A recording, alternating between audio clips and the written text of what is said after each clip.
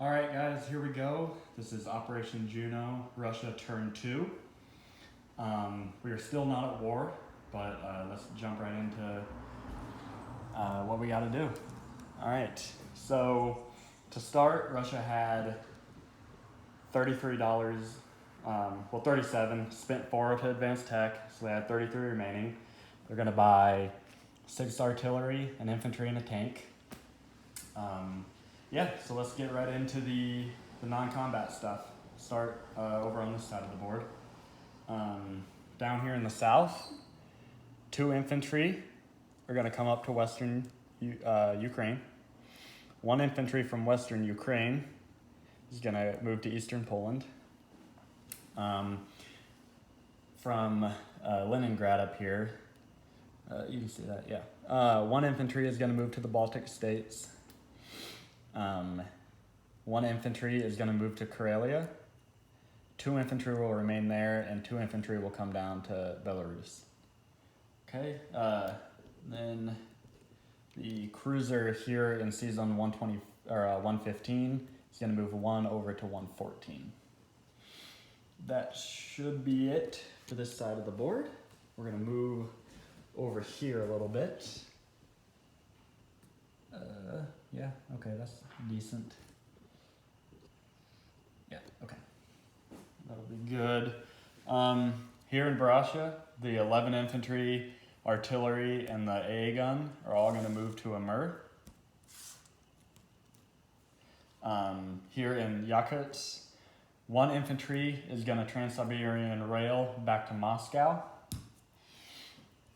3 infantry are going to move to Barasha. And then 2 infantry are going to move back to whatever this territory is. And then the last couple moves here, the strategic bomber in Moscow is going to act as an air transport. And I guess this is Russia's declaration of war against Japan. The air transport is going to come here and land in Shinsi. And then the fighter and the tactical bomber that were in Moscow are going to go 1, 2, 3, 4, 5, also land there. And then the tank and the mech in Tunguska are going to go 1, 2 into the same territory.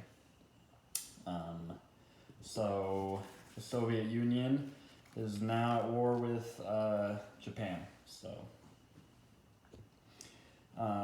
yeah, I'm forgetting something. There's something. Right, okay.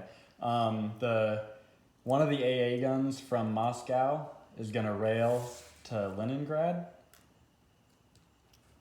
And the other one is going to rail to western Ukraine. All right, go ahead and put the new units on. 3 artillery are going to come here in Ukraine. Infantry and artillery are going to go into Moscow. Oh, if I can grab them. Okay. And then up here in Leningrad, I will be building 2 infantry. No, not 2 infantry, 2 artillery and a tank. Yeah, that should be it for the Russians. Okay, we'll do a quick disposition. Navy-wise, in the Black Sea, I have a destroyer and a cruiser. In the Baltic Sea, I have a cruiser in season 114, and then the submarine in season 115, and then the submarine in season 127. Karelia, I have an infantry. Leningrad, I have 2 AA guns, 2 tanks, 2 infantry, 2 artillery, and a fighter. In the Baltic states, I have an infantry, Eastern Poland an infantry, Belarus, I have an AA gun, an artillery, and 13 infantry. In Bessarabia, there's nothing. In what's that territory? Western Ukraine, there's going to be 10 infantry and artillery and AAA. In Ukraine, there are 3 artillery, Rostov, there's a tank. Caucasus, there's 2 infantry. Kazakh, there's still a mech. Moscow, 2 infantry and artillery. Over here in Yenisei, if that's how you say it, there are 2 infantry. In China and Shenxi, there is an air transport, a fighter, a tactical bomber, 2 infantry, a tank, and a mech. In Baratsha, there's 3 infantry. In Amur, there is 11 infantry and artillery and AA gun.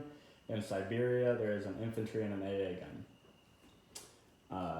That's it for Russia. They're not at war.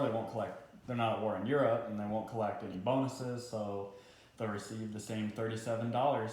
So, yeah, thanks for watching, and I'm going to pass it over to Chaplain for Japan Turn 2. Good luck.